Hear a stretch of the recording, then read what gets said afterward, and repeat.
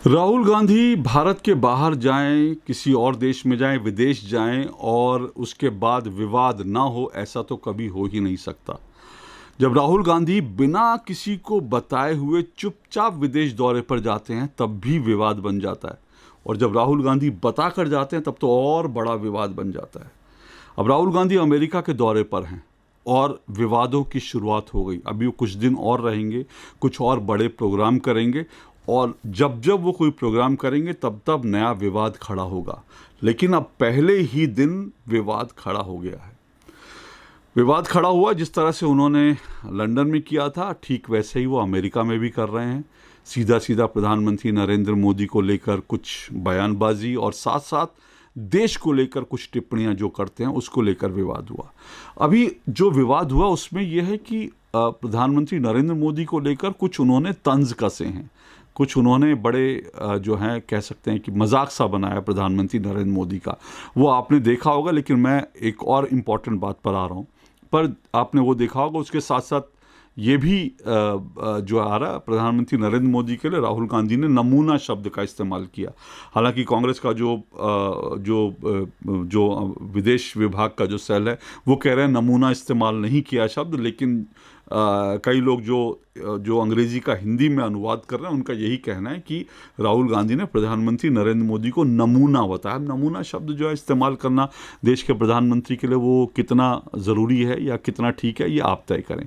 मोटे तौर पर मैं ये कहता हूँ राहुल गांधी को भारत के बारे में या फिर सरकार की आलोचना करने का पूरा हक है, लेकिन वो आलोचना किस हद तक जाकर करते हैं ये उनको तय करना है। और उसके बाद जब वो आलोचना कुछ कर देते हैं या कुछ ऐसा कह देते हैं जिसको बीजेपी विवाद बना देती है या बीजेपी कहती है ये गलत है, उस पर देश की जनता अपना फैसला देगी कि दरअसल क्या ये सब कुछ कहना चाहिए, नहीं कहना चाहिए। लेकिन उससे भी बड़ी बात क्या है, राहुल गांधी ने अमेरिका में एक और विवाद खड़ा कर दिया है। दरअसल उनकी जो पहली सभा सैन फ्रांसिस्को में हुई उसको लेकर के दो विवाद सामने आए। एक विवाद सामने ये आया कि राहुल गांधी की सभा में बाकायदा कुछ लोगों ने खालिस्तान का झंडा फहराते हुए खालिस्तान जिंदाबाद के नारे लगाए, और इंदिरा गांधी को लेकर, राहुल गांधी की दादी और देश की पूर्व प्रधानमंत्री को लेकर भी उन्होंने कुछ ओछी टिप्पणियां की। राहुल गांधी की सभा में ऐसा हुआ। दूसरा जो है वो ये कि राहुल गांधी ने अपने इस भाषण में ये कहा कि भारत में मुस्लिम डरे हुए हैं और मुस्लिम युवाओं को जेल भेजा जा रहा है। ये बयान जो राहुल गांधी ने दिए, ये सीधा सीधा एक बार फिर अंतर्राष्ट्रीय मंचों पर दुनिया भर में भारत को बदनाम करने की एक साजिश है, एक कोशिश है। 2014 से पहले, जो 2014 के बाद आपको मालूम है कि लगातार जो है ये एक पूरा वर्ग ये माहौल बनाने की कोशिश कर रहा है कि भारत में मुस्लिम डरे हुए हैं, अल्पसंख्यक डरे हुए हैं, अल्पसंख्यकों पर हमले हो रहे हैं।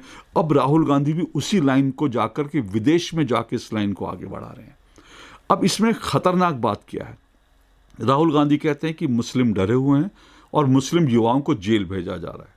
अब क्या मुस्लिम कितने डरे हुए हैं ये आप देखिए कि एक साहिल नाम का लड़का किस तरह से जो है, साहिल, मोहम्मद साहिल नाम का लड़का किस तरह से सीसीटीवी में भरे बाजार लोगों के सामने कैसे साक्षी नाम की एक बच्ची की कैसे निर्ममता से हत्या कर देता है। तो सवाल यह है क्या मुस्लिम डरे हुए हैं? ये डरे हुए मुस्लिम हैं। दूसरी बात, मुस्लिम युवाओं को जेल भेजा जा रहा है। अब साहिल जैसा जो है उसको अगर जेल में नहीं भेजा जाएगा, साहिल जैसे लोगों को, तो क्या किया जाए? अब कल को आप कह सकते हैं कि साहिल मुस्लिम युवक है इसलिए जेल भेजा गया, अंतर्राष्ट्रीय बिरादरी कह सकती है, लेकिन साहिल ने क्या कुछ किया वो पूरे देश ने देखा। तो क्या साहिल के जेल जाने का राहुल को दुख है, राहुल गांधी को, कि वो कह रहे हैं कि मुस्लिम युवाओं को जेल भेजा जा रहा है? अब साहिल जैसे युवाओं को की जगह कहाँ होनी चाहिए?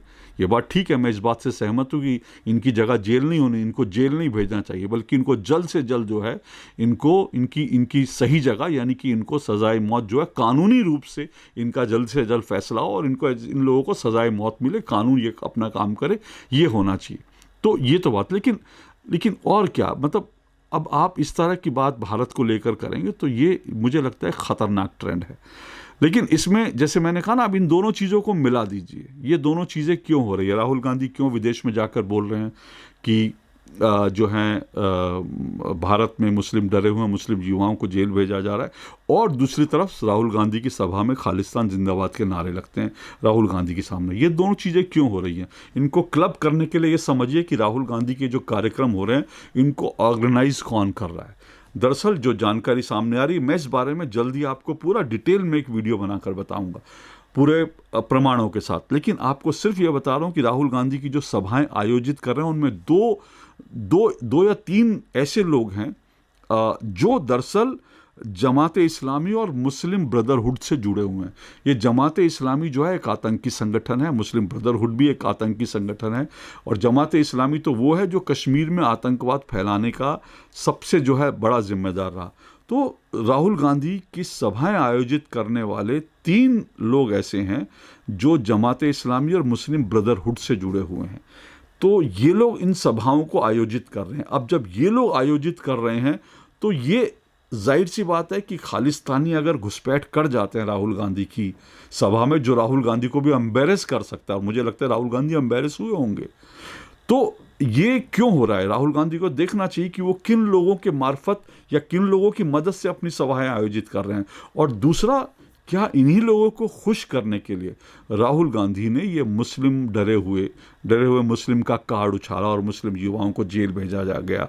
ये कुछ क्या राहुल गांधी ने इसलिए किया है?